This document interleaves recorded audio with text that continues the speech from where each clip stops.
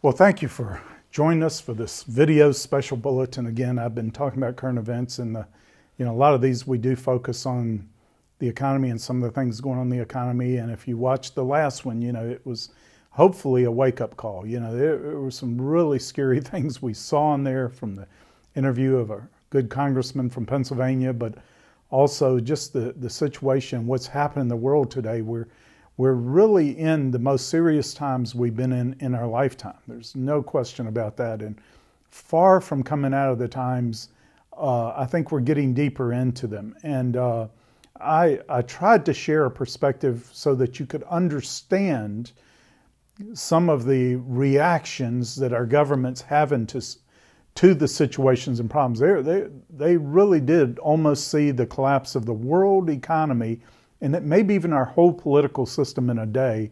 And they are reacting. And I understand them being irate at the system that was allowed to grow and become what it did, that could put us in that kind of jeopardy. So I'm saying, let's, one thing, pray for our leaders, and don't pray on them. Don't pray on them, but pray for them. And that's what we, desperately need to do, because, a lot of the human problems today are beyond human remedy. We've got to have God's intervention. I tell you, if the Lord does not intervene, we are going to continue to spiral down. Now, I was an airplane pilot. That's what I was professionally. And, one of the things we went through training and how to recover from, unusual attitudes, and that's, like being upside down or something. How do you recover that when you're in instrument conditions? But one of the things we used to train a lot in is doing spins, where your plane really starts spiraling down. It's easy to come out of a spin. You just give it opposite rudder and build up your speed, and then just gradually pull your yoke back. You'll just fly right out of it. Most planes have what is called built-in stability, which all you have to do to recover, believe it or not, is take your hands off everything and the plane will fly itself right out.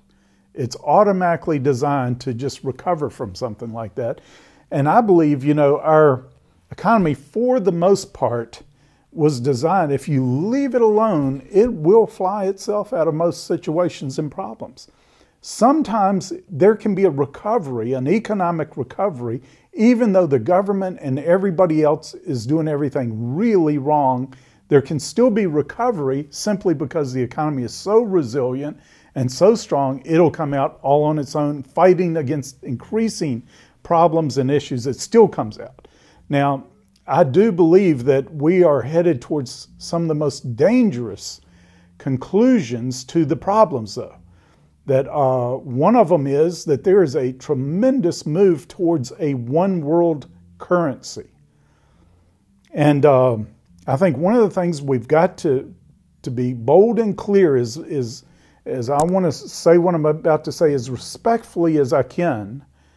But even though I do want to understand where our officials are coming from and the pressures they're under and everything, they've not been very genuine with us. Matter of fact, we've been lied to.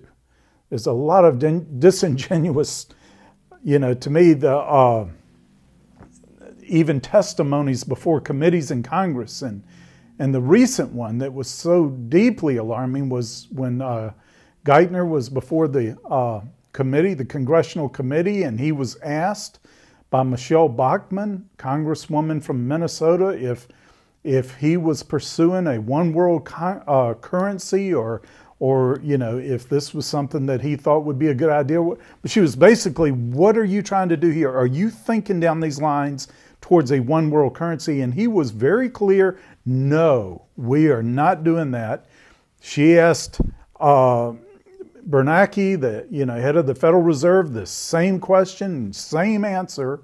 Less than 24 hours later, Secretary Geithner was speaking before the Council on Foreign Relations, and he said he was open to the suggestion of the Russians and the Chinese for a one world currency, a total 180-degree flip-flop of what he had just said before this congressional committee. Now, that would have been I believe would have been considered treason not too long ago, to even infer being open to something like that by someone in such a powerful position. But this is a remarkable thing, and we've got something going on, and we have to see it. It is going on almost daily and consistently in the administration, saying one thing, but actually doing the opposite. It's getting to the point when they're saying something like the morning our president said, we are not going to get in the auto industry.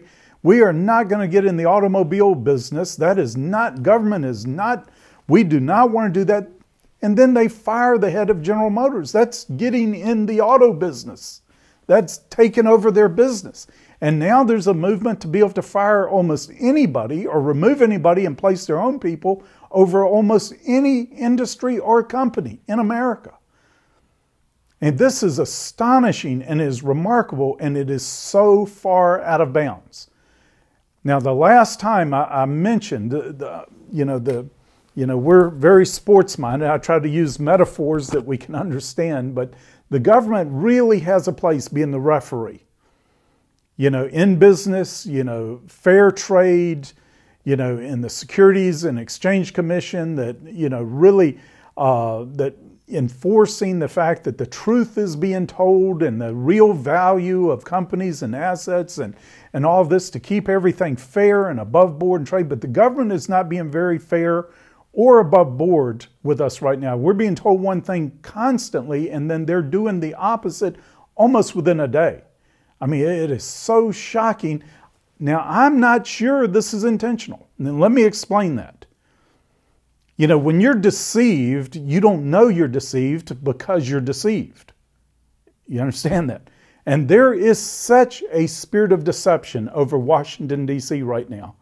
People can say contradictory things, and these can be honest people, if you can understand it, who really think they're telling you the truth.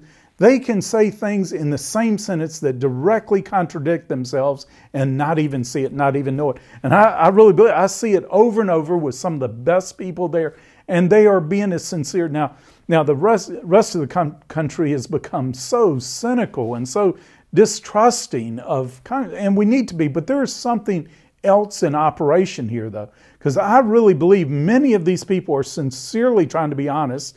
Some of them don't know that. Some of them, if they do, I am praying that it will be exposed that they do, because there's a difference between someone being deceived and someone being a deceiver, okay, intentionally deceiving us. And you have to wonder sometimes, do they really think that the American public is this stupid that we're not going to see this contradiction, this absolute total contradiction in what they're saying? But I don't think that's it. Right now, I'm still holding to the belief that most of them really are deceived, but there is increasing evidence that no, we're being intentionally deceived. And if that's the case, it's a whole nother ballgame. But we have to pray. I believe we need to pray for the light to be shown on Washington, D.C. The light would come to expose the darkness, to illuminate the darkness, expose the liars, and also expose those who are just deceived. That we absolutely need the spirit of truth on our government like never before. Now, I had the privilege of meeting Michelle Bachmann, who had questioned Geithner and Bernanke in that congressional hearing, tried to buttonhole them about the one world currency and everything. This is a sharp place. She's got the spirit of truth on her. There's some others up there. We really do have some congressmen and senators up there right now that really do have the spirit of truth. We need to be praying for them. We need to be encouraging them. But we need the Holy Spirit to come upon that city to expose, to reveal, and to clarify the things that are going on. Right now, there is so much delusion and so much deception. And the confusion is coming into the whole marketplace that could, if this continues down that road, it will collapse our economy. So what do we do if that happens? Well, one thing we do is you don't worry, you believe God, you trust God. We don't get into fear. We don't want to react in these things in fear. You won't start seeing clearly. You'll start seeing through paranoia, and that's not it either. That's not going to lead to the truth, but we do need to understand the seriousness of the times. So I'm going to continue this. I appreciate the feedback I've been getting from so many of you that this seems to be helping you. And I do believe we need to get much more sophisticated in these, but we need to stand for truth. We need to speak out too when these things happen.